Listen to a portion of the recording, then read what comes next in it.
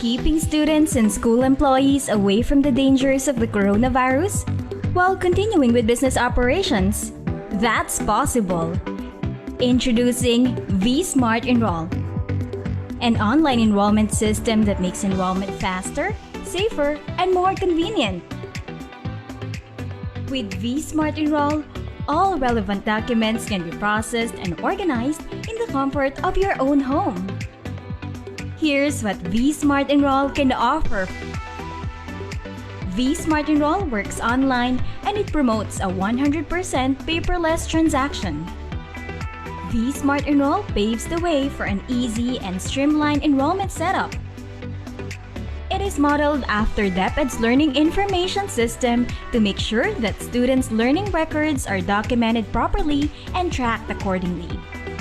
This online enrollment system also supports the Data Privacy Act of 2012, so all your data is guaranteed safe and protected. You also don't have to worry about going out of your house to get enrolled, because with vSmart Enroll, everything can be done online within the safety of your own home. Vibal will also be with you throughout the entire enrollment journey, as we will provide consistent technical support to help you navigate smoothly through the system.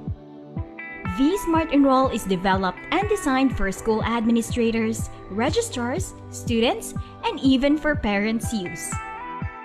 With this highly convenient system, an hour of enrollment process can be trimmed down to 15 minutes or even less because of its easy and accessible registration and application process for parents and students.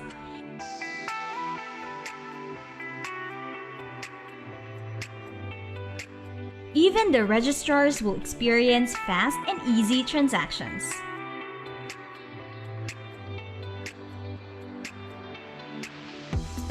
You can also subscribe to vSmart Enroll by paying through various payment channels.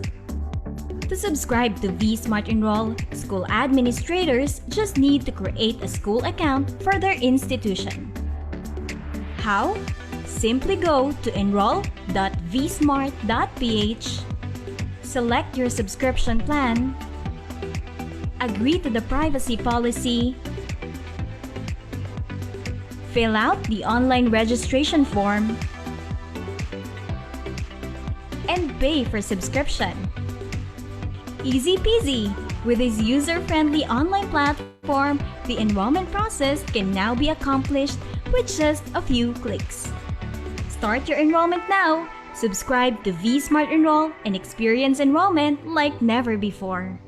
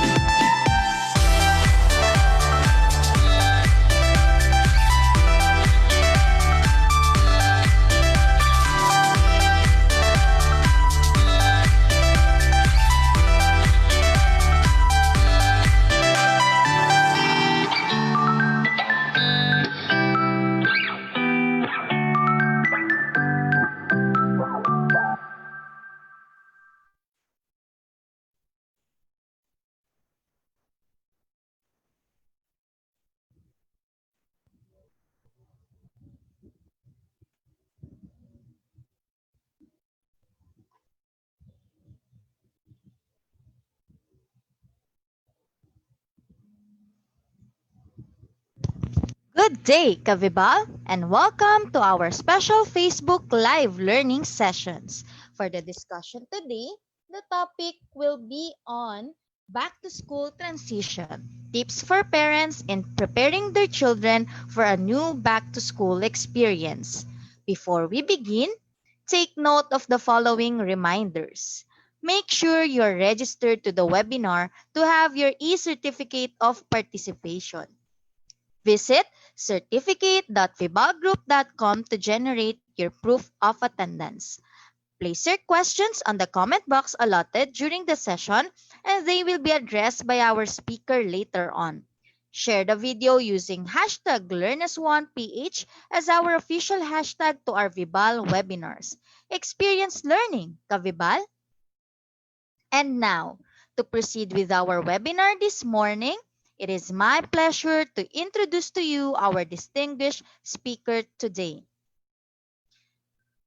He graduated Bachelor of Secondary Education, major in Social Science in the Philippine Normal University, Manila, cum laude. He took up his post-baccalaureate degree certificate in teaching religion in the De La Salle University, Manila. He is taking up his Masters of Art major in Anthropology, thesis writing in the Ateneo de Manila University. He is currently an SHS faculty in the Colegio San Agustin, Makati, teaching contemporary Philippine arts from the regions. He is also the founder of the Traveling Salakot, a passion projects that promote Philippine culture, arts, and heritage. Ladies and gentlemen, let us welcome Mr. Paul John D.R. Hernandez. Ayan, thank you so much. Good morning, everyone. Ayan, so let me share my screen. Thank you so much for that introduction po. And thank you so much, Vival, for inviting me to this webinar. And magandang umaga, teachers, parents, administrators, and everyone who is watching us right now all over the Philippines. Magandang umaga, Pilipinas. So many problems, so many struggles, right? So many, brought by this pandemic. Marami siguro sa inyo na wala ng trabaho, kabuhayan, or might be someone who is affected positive right now. But sadly, we need to continue. We need to choose. Today is Tuesday, so we need to choose to continue and continually praying and hoping for the better of this country. Tama po ba mga teachers? Those who are watching, let's continually pray para sa mas magandang umagang Pilipinas. And I am Mr. PJ po, PJ Hernandez. I will be your speaker for today. And dahil buwan po ng wika, ating pagbati with my branding. Ayan, alam niyo po yan mga teachers. Kanya-kanya tayong branding o kaya naman pasabog kumbaga para lang matulungan ang ating pagturo. Kung kayo po ay may kanya-kanyang brand, ako po ay may salakot. Ayan! So, ako po ay mayroong simple passion project at tinatawag ko po itong The Traveling Salakot. So I can talk about more siguro soon, might be another platform about my passion project, which is to promote Philippine culture, arts, and heritage. Dahil yun din naman po ang ating subject. Pero ang aking pong pagbati, lalo po ngayong buwan ng wikang pambansa at ng ating kasaysayan, sa Tagalog, mabuhay. Hindi ba't napakaganda po na pagbati na piling nating mabuhay, magpatuloy, hindi po ba? At kruhay, isang kinaray ang salita na ibig sabihin rin ay magpatuloy at magkaroon ng isang mahaba at masaganang buhay. Mga teachers, mga guro, mga dakilang magulang, mabuhay, kruhay. At tatanggal po natin ang salakot natin dahil ayan, hindi po iyon ang ating intensyon ngayon. Muli, teachers, administrators, guidance, counselors, all educational staff and support. And of course, ang atin pong mga magulang are hard-working parents and who chose to be loving, supportive to their parents in this new kind of education. Kumusta po? Hindi ba dapat lagi tayong magsimula sa pangungumusta? Kumusta po tayo? Vibe check, kumbaga, sabi nga ng mga Gen Z, right? So, teachers, parents, administrators, those who are watching, Vibe check naman tayo using our emoji. You can comment down there. And what are you, how are you feeling today? Are you happy? We should be happy. You feel sad, teachers? Are you angry? Are you worried, shy, excited, surprised, silly, or embarrassed? So maybe you want to comment there, right? In our comment box, how are you feeling today? Yan. So I hope that you are, of course, you're at home. We are in a quarantine. Of course, we so-called the pandemic era, and I hope you're safe, secured with your family. For the past 5 months and ongoing, I hope you stayed with your family safe and sound. But that's also now a problem because how were you able to spend that 5 long months? Anong ginawa nyo for the past 5 months? And that's also our question to our dear students. Parents, ano pong ginawa ng ating mga anak for the past 5 years to life? 5 months. And might be cell phone party, social media frenzy, all day long, ang hawak lang ay cellphone. Naku, parents. Or might be you have movie marathon or some kind of a series binge. You're continually watching yan, series. Baka yan pong ginagawa nyo or our students, ang inyong mga anak. Or kaya, nako, to our boys and some girls, nako, gaming all day. Ayan, through cell phone or through laptops or through their desktop computers, right? Gaming all day. And dyan na nga po tayo. The moment they realize that this quarantine, this vacation, so and so, is over, how are you feeling today, our dear students? I don't want to go back to school, especially this kind of setup, right? Ayokong bumalik sa pag-aaral. Tinatamad na ako. I want to continue sleeping all night, gaming, enjoying, right? So that's our problem because sooner or later, others are already, starting their school year. Like our school, we're on, I think we are already on our third, and we are now going to our fourth week of our hybrid learning, and other private schools, and soon our, public school will start. So definitely, education will continue. Definitely we need to continually give normalcy to our students, right? So, but the question is, are you ready? We're talking about here our students, ang inyo pong mga anak, your sons and daughters. Do you think they are ready? Right? So, I'm here po, humbly sharing to you some back to school transition tips for parents and preparing their children for a new back to school experience. So, I'll give po some tips. And again, tips is meaning these are just guide. Okay, so it means might be effective to the others, might be it's not effective to the others. It's not a law that can be applied to everyone, right? So some disclaimer lang po before we start. So this is not one size fits all tips. Ibig sabihin lang po na ang mga tips, ang mga gabay na ito ay hindi pwedeng ma-apply o can be applied to everybody. Because again, students, we have put different grade levels. We have very different psychosocial development of each learner, their individual personality, their individual learning style. So this is a broad, macro, overarching tips po. And of course, also we do understand po na we have different socioeconomic status in life. Those who are watching right now, for sure po, might be pagbati po sa mga nandun sa norte, mula sa ating Northern Luzon, Region 1, Region 2.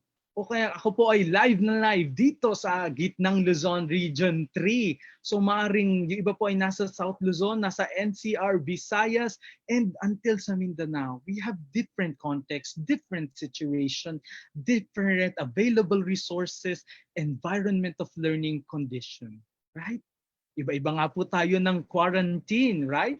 So, ibig sabihin po, these tips are not one size fits all tips. Okay?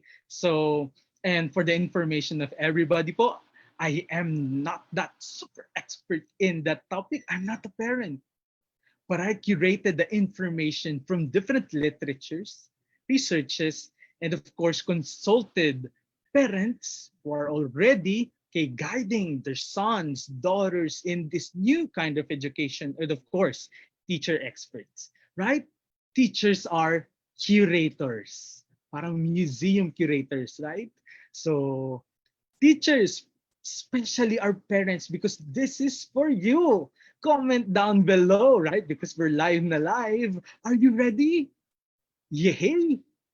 Comment yay, because we should be excited and we should have fun today, right? So I entitled it 8 Simple GPS. GPS. Have you heard that word? Teachers, especially our dear parents. Again, parents, this is for you.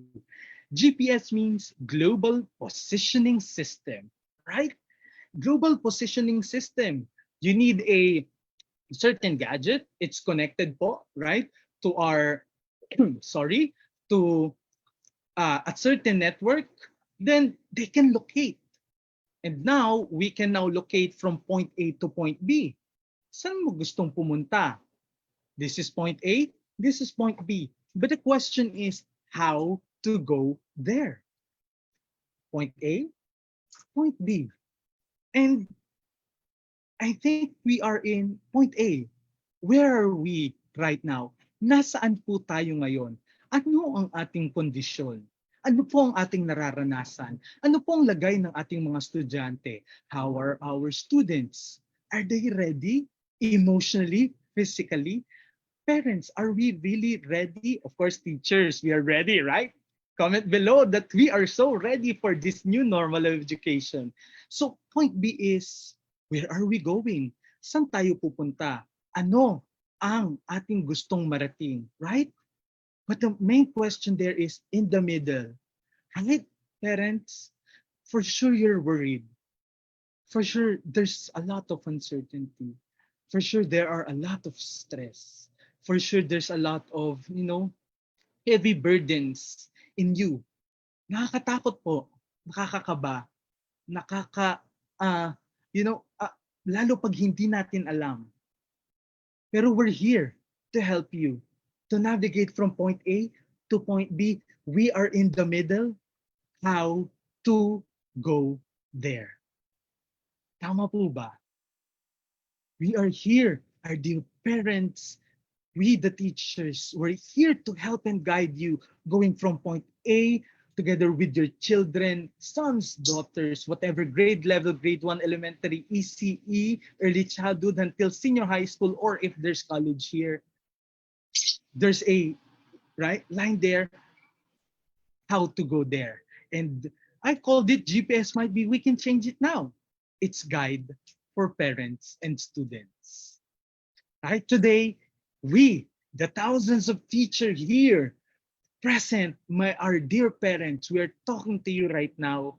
We are giving you our GPS, some guides, tips for you and our dearest students for a new back to normal experience, right?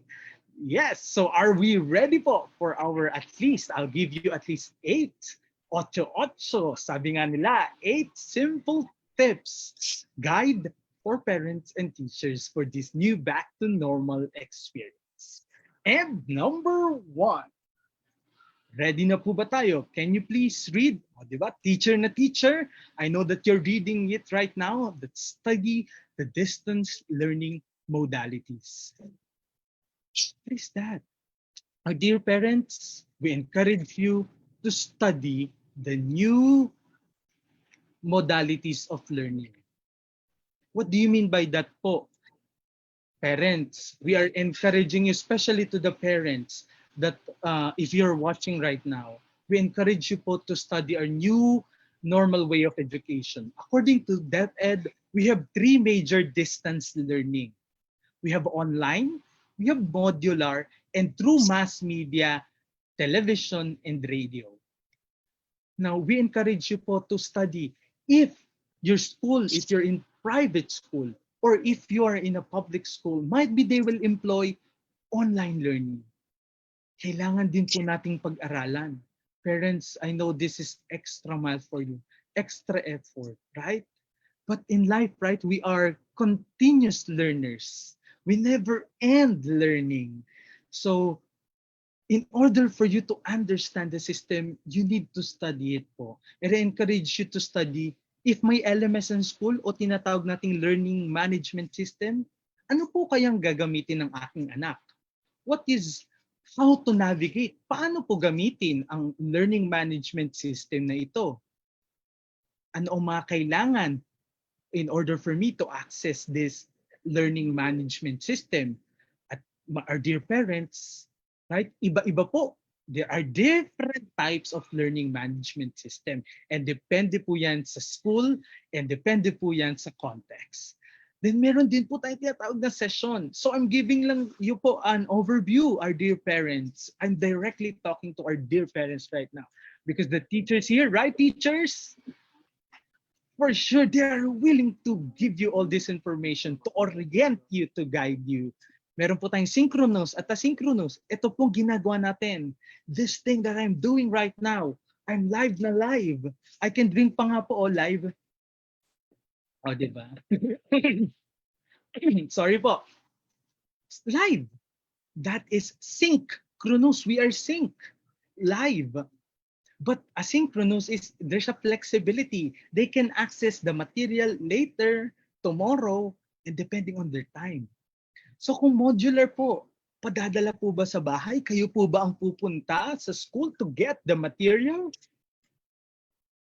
TV and radio, now the Department of Education recently launched the DepEd TV, right? So, paano po yon? Anong oras po ba? Anong schedule? So, one part po, our dear parents, of upang mawalang ating anxiety, upang mawalang ating worries, we need to study po the new modality. If even us is uncertain, if even us po parents is confused, how about po our dear learners, your dear son and daughters? For sure, there are more feeling of uncertainty. They are lost. They don't have anything. So we're asking you po, we humbly asking you to also study our system. And we're hand in hand. Hindi po namin kayo pababayaan. Right, teachers? Those who are here, shout out naman kay dyan, teachers. Show our support to our parents that we will help them to explain to our students our new mode of learning. Number one, our dear parents, study our distance learning modalities. Are you ready for number two? And of course, we need to prepare them in this transition from point A to point B. Nandito po sila on the mode of quarantine period, pandemic period, where if you're lucky, if you're privileged po, right? You're just at home, kumakain po ng maayos ang inyong mga anak, they have gadgets, they can watch TV or series all day, and there's no problem. But of course, meron po tayong other side of the coin, people who have problems even to everyday needs, right?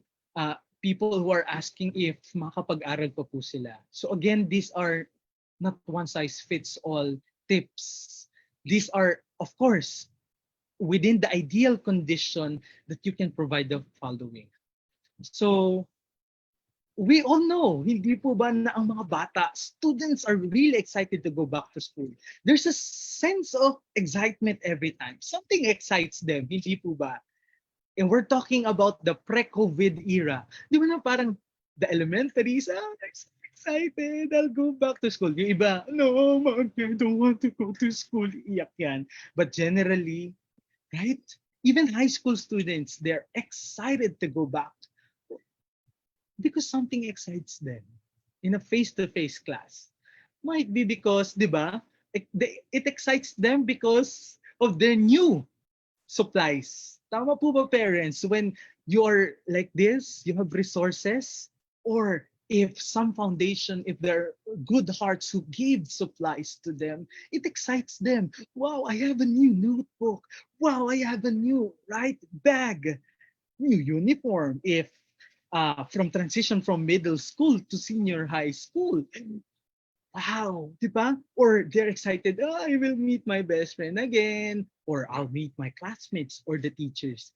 Excited po silang makilala, ma-meet ang kanilang bagong kaibigan or makilala ang kanilang teacher.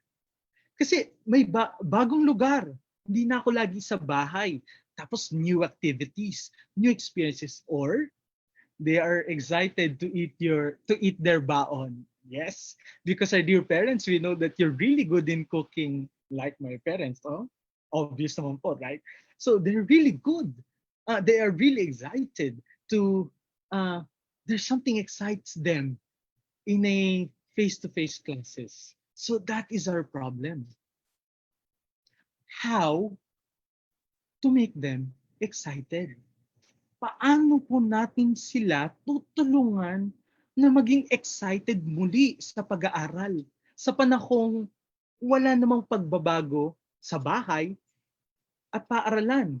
Kasi po before, right? They need to go to school.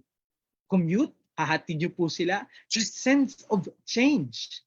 But no, there's no sense of change. Same location, same area. So we need to make them excited, right?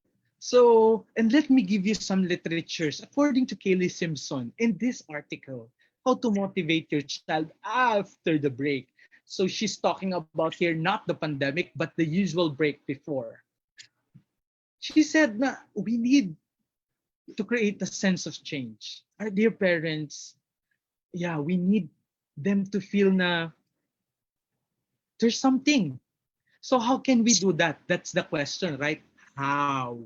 So look at this. If you can read it right now, po, so you may do so, but I will just focus to the highlighted bold words.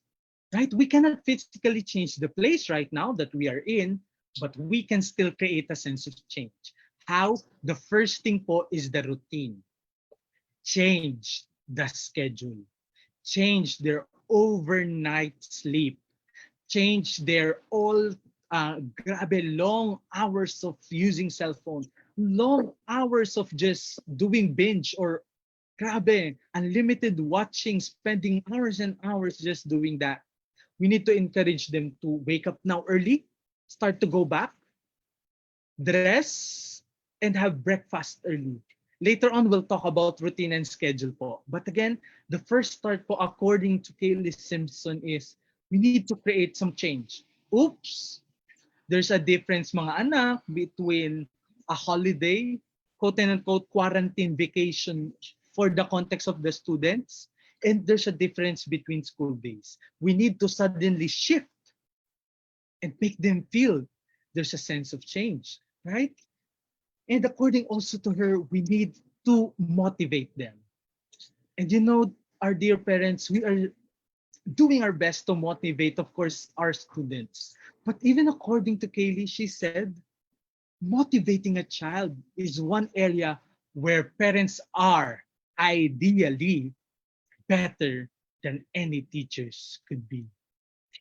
Our dear parents, you're the number one motivator of your son, of your daughter. Because kayo po ang nagpalaki sa kanya. Kayo po ang lagi niyang kasama. Right? And you're I'm so sorry for that. Kayo po ang malaking impluensya to help them. Let me read again. To want to learn. Because now they don't want to learn yet, right? They want is to more enjoy the vacation, continually have the gaming, continually have the chit-chatting, the carefree days, walang iniisip. Ganun po yan ang mga bata. But now we need to make them want to learn again. But I hope without punishing them psychologically, physically, or externally, right? We need to motivate them intrinsically. And later on, we can talk about more the different motivations that we can do. So again po, the first is to study the modalities. Second, it's to give them a sense of transition, a sense of change. Holiday, quarantine period, quote and unquote, the vacation mode is over. Yan. Right? So, ayan. And I also consulted our, parents, expert parents and teachers. And they said, yes, continually have a schedule, which again, later on we'll talk about. And ayan, this is so good. Continually talking to them about school-related things. Uy, malapit na magpasukan. Nak, si teacher ganito daw ang advisor mo. Nak, are you excited for senior high school? Uy, high school ka na. Nak, you're finally grade 1. Continually talking to them, our dear parents. So, everything will be feed on them na, oh, magpapasok ka na nga. Right? Na they will have a sense. Because before, it's external eh. May bagong school supplies. Uy, may bago na akong books. It gives them an aura of change. But now, it's a bit different. So let's continually motivate them. Yeah, as I said, a bit of pambobola. Right? Uy, ito na, papasok ka na, you'll learn again. Right? For senior high school, you'll take na your college entrance examination. Diba? You need to give a sense of that. And later on, we'll talk about that learning space. Number 2, prepare for the transition. Are you still okay? Are your parents? Are you still okay? Teachers, are we doing good? Thank you so much. So, number 3, our dear parents, let's be more understanding. What do you mean by that po? We all know naman po that we want the best for our students. We want the best for our child, for our son, for our daughter. Sino naman pong ayaw ng kabutihan, right? For our mga anak, for our learning. We want them to excel. We want them to grasp the lesson. We want them to be a star student. We want them to be successful, right?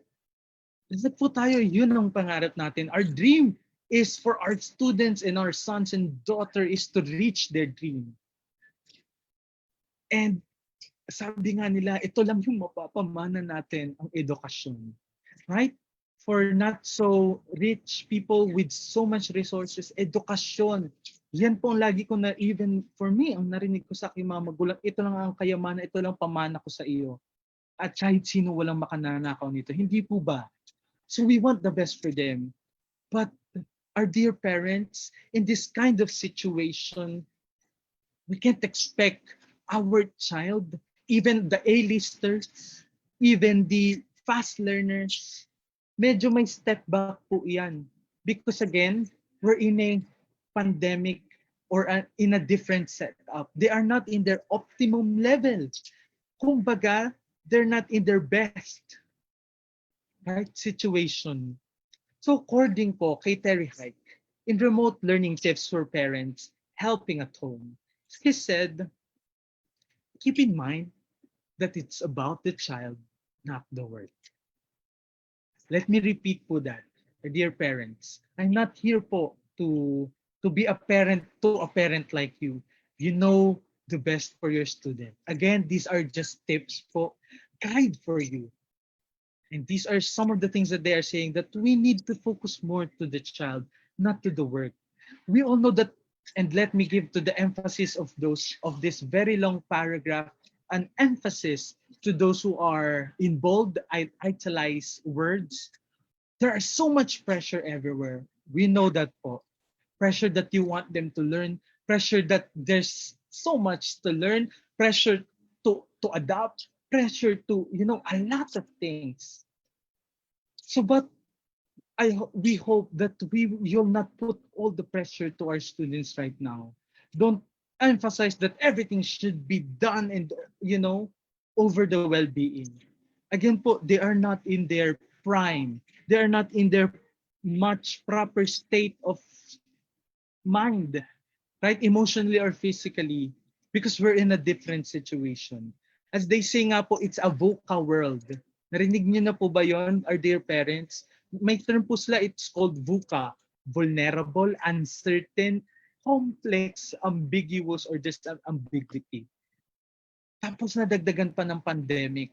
So too much pressure for them also, and the pressure is there. So I hope po, our dear parents, na you'll uh, focus more to our child than to their being. Ayan, expect less for them and appreciate more their simple steps. And sabi nga nila, one of the people that I consulted, focus to the values now over academics. This is the best time because you're with your student. I don't know po the context at home, pero this is the best time to teach more your values with your students. Before uuwi po kayo, hapon na di kayo magkikita or pagod na ang anak ninyo at hindi kayo makapag-usap.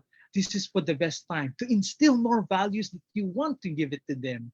Appreciate more your son and daughter. Right. Okay po, we're on the next. Number 4, decide with your child. Right? So what do you mean by that po? Because now in this time of learning, our dear parents, it's better that we decide for them kung ano ang mas gusto nila, kung paano sila matuto. Yan. We are used to, our dear parents, na sanay po tayo, na even the teachers out there, sanay na mag-aral na, yan na, nakaupo lang kami and we can sit 8 hours a day and we will learn.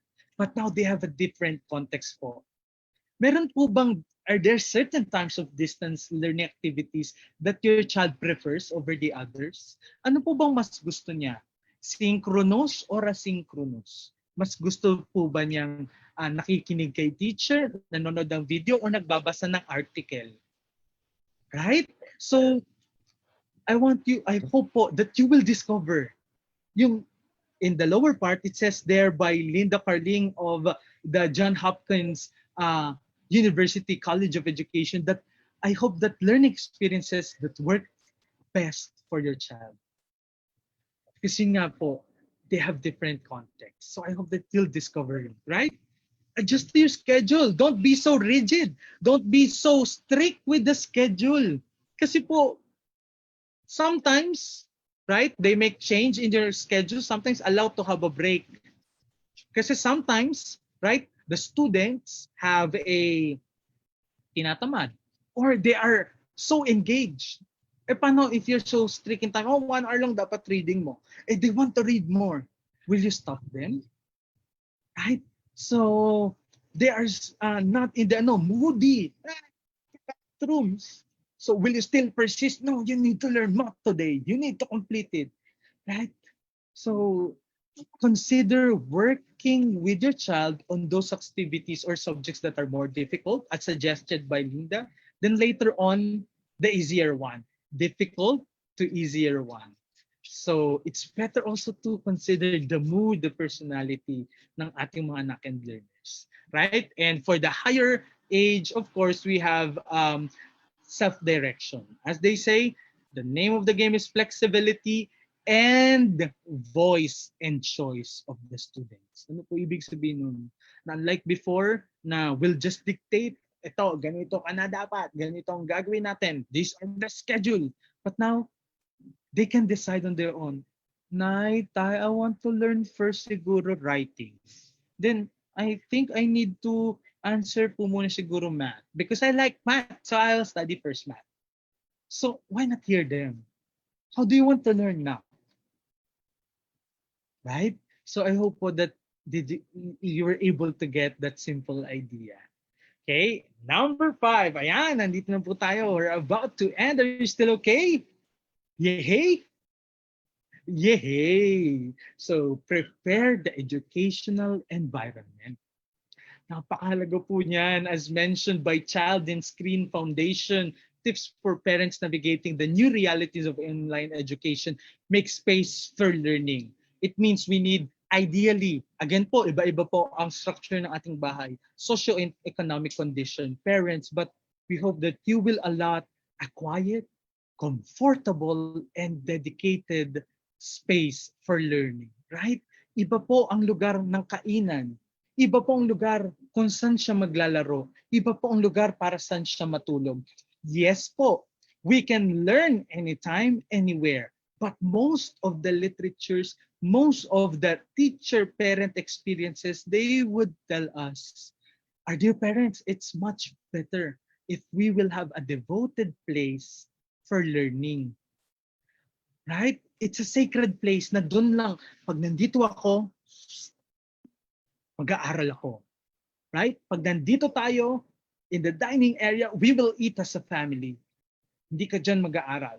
Where in your kwarto, that's your devoted place. Or in our kwarto, this is our devoted place for our resting, for recreation, family bonding. Right?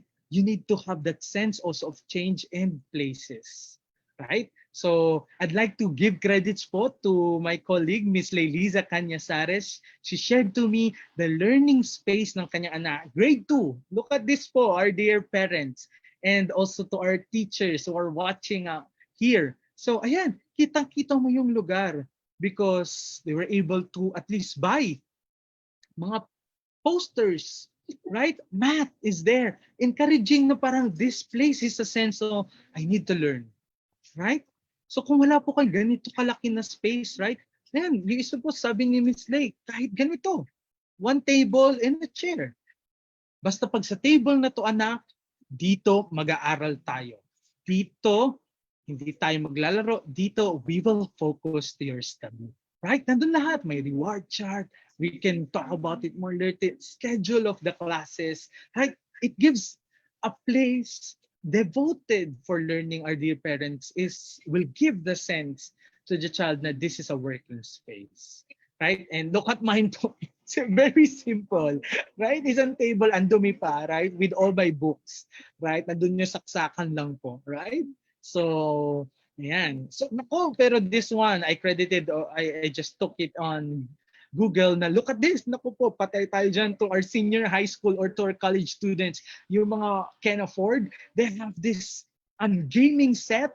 How can you differentiate gaming, right, and learning? Because they need the computers also, right? For them to study. Pero paano po kung yan ang trip nila? Ang dami po niyan, yung mga gamers, right? And they are really into it. And all night, all day, laro lang sila. So we need to create a vibe to them. Anak, you need to have that space also for learning. Yan. So, and also, plan your work and work your plan. Ibig sabihin lang po niyan, we need to have a schedule. Written schedule, not only for the day. These are your tasks, anak, or they will write their tasks. It's better, according to most of the literatures and the parent teachers that I consulted, better if they will write their goals for a week as a whole or prioritize the task and the deadlines. So it's better po to schedule it. Our dear parents, a space. Second, schedule. As in visually nakikita. Like this po, again, a example and credits to Miss Lay. She gave me this one. Ayan no, sulat po ng anak niya yan na things to do, I will write. Right? Then I will do math. 3, ibig sabihin po, 3 activity sa math. 1 activity for reading. Then, ang reward system po niya nandoon. I can, read the Wimpy Kid, play, watch TV, and wow! Assigned to house chores. Huwag din po natin kalimutan to give them, right? Syempre, space for them to continue learn life skills. And ayan, I took this from the internet again, right? Cited. And for high school students, they love, especially the girls, they have this notebook or fancy planner. Then they will design it. Let them. Or of course, if your son or daughter is techie, they will just, use an application. Yeah, they will just type it there.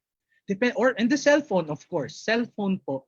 Pero it's better na it's visually, especially to our young learners. Right? So, number 6, we're about to end the poll. Are you still okay? You're still with me? I hope so. Time for a break. Time for a break. I'll just sip. Right? So don't forget their needs. Give your child And of course, our dear parents, yourself a break. Nakakapagod, right? It's okay po, according to Dr. Linda Carling, also of the John Hopkins University. And let me read it. It's okay to stop the activity and give them a break. It's also okay to slow down the pace, which means giving your child time to think and process the information. Again po, remember a while ago, of course, there are pressure to learn. You need to get this minimum competencies or learning skills. But again po, let us remember, di ba? Understand our children. They are not in their optimum. Wala po sila dun sa talagang grabe learning level nila that I hope they will get soon. So it's okay to have a break. The others will call it the digital recess because too much screen time is harmful for our mga anak. Tama po ba? Even us, right? Parents, too much looking at this laptop is stressful. Tama po ba, teachers? Comment naman kayo dyan na pagod na po ba kayong humarap sa camera, that if you know, parents, us, we can stand 8 hours and teach, talk 8 hours. Hindi kami pagod. Makakapagkwentuhan pa nga kami, makakakain kami sa labas. Pero am I correct, teachers? Speaking in a webinar for an hour or watching this, I know after this napagod kayo. Right? I mean, so sometimes we need po a screen recess. And don't forget that ang ating po mga anak and learners are still children. Play, listen to their favorite song, have a snack, sometimes to take a break. Right? We'll make this fast na po. It's 4:43. Right? We have last two. And I think this is our time to shine. Teachers, mula Batanes hanggang Holo, it's your time to comfort our parents, comment there our support. We are here for you, says the teachers. Our dear parents, our seventh tip, our seventh guide for parent and student in a new normal way, don't forget, we're here. Aww, right? We're all in this together, right? If you know the song in High School Musical, remember that you're not alone in this journey. Dear parents, you're not alone. You're not replacing us. We're not replacing you. We are hand in hand together, right? To survive this one of a kind, once in a century pandemic era, right? And it's good, and I'd like to cite my assistant principal for the administration in our school, Clea San Agustin, Miss Dorothy R. Trinidad, when she said, we're partners. Parents, we're partners. We're allies. Back to back tayo.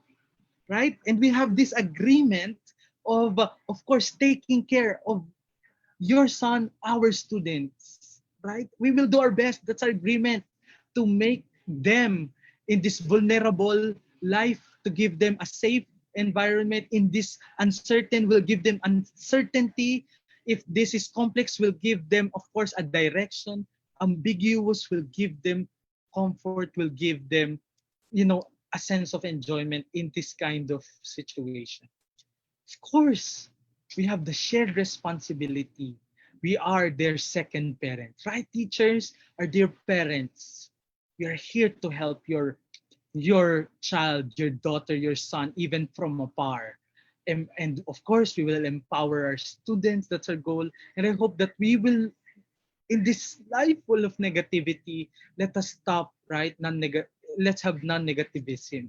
Ang dami na pong napapanood ng batang negative. Ang dami na pong nangyayari. But I hope that we will encourage more positivism. That they will see, okay pa rin pala.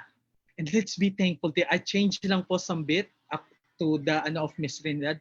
And let's be thankful to each other. Thank you, our dear parents, to all your sacrifices. Right? We're also sacrificing for your son. And we will do this because we are supporting. Right? And that is parents. Am I correct? And that's the meaning of a parent now. That we are partners. P for partners. A parent, we have that agreement of taking care of your child. R, we have a shared responsibility. E, we will empower. That's our goal. And let's encourage non-negativism in this world. T, we should be thankful to each other. S, we promise that we will support you. Parents, our seventh tip is we are here, the teachers. Am I correct, teachers?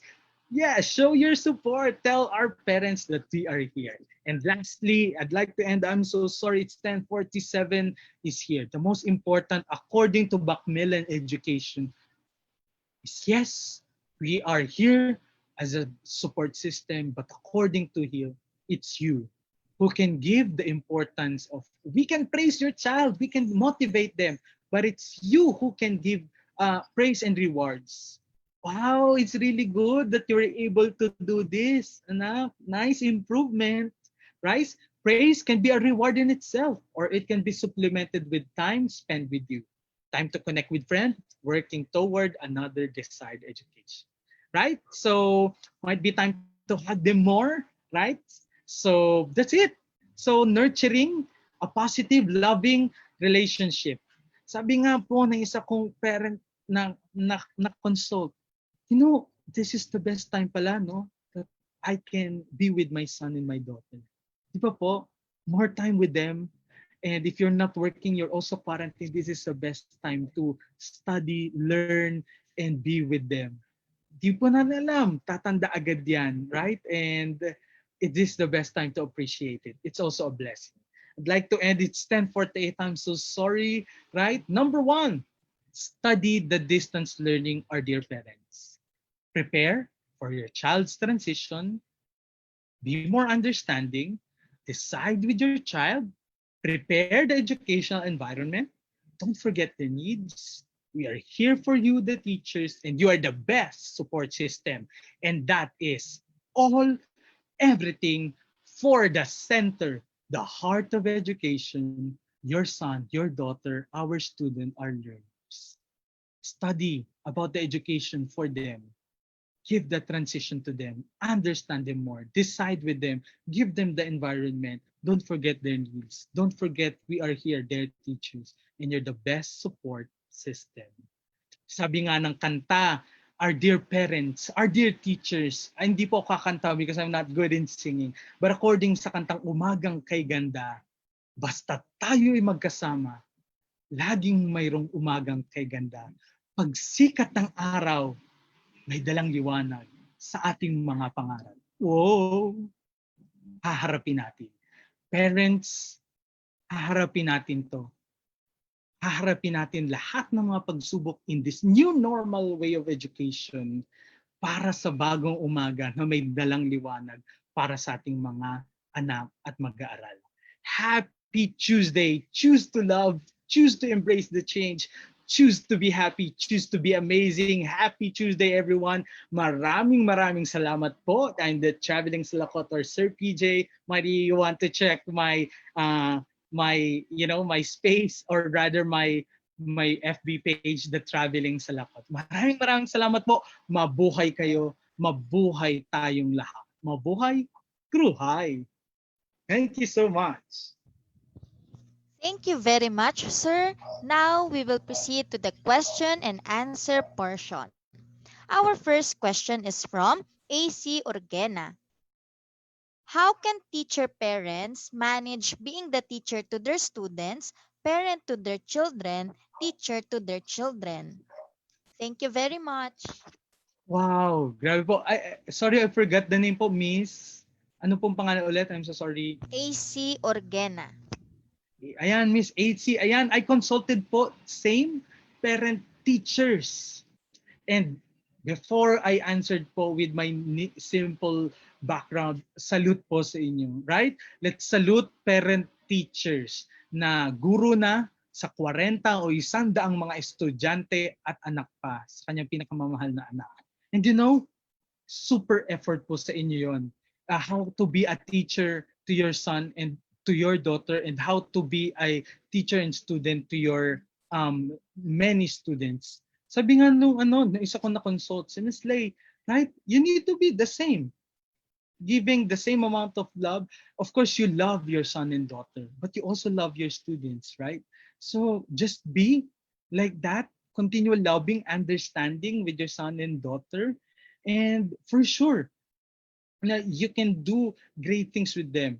And I hope that um, as a teacher parent, according to, of course, to the people that I consulted, ang hirap po na minsan i-balance yan. Sometimes you don't have time with your son and daughter and you have more time to your classes. But don't forget na you need to still guide them. Sometimes po they are being let alone na and be guided with that.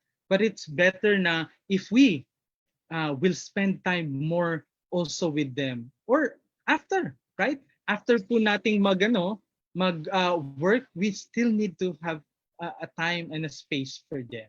Lang po. Thank you so much, Sir PJ. Our next question is from Kiran Budrani. How can parents find balance between work from home and homeschooling? Yan, naku po, ang hihirap ng ating mga tanong, ano?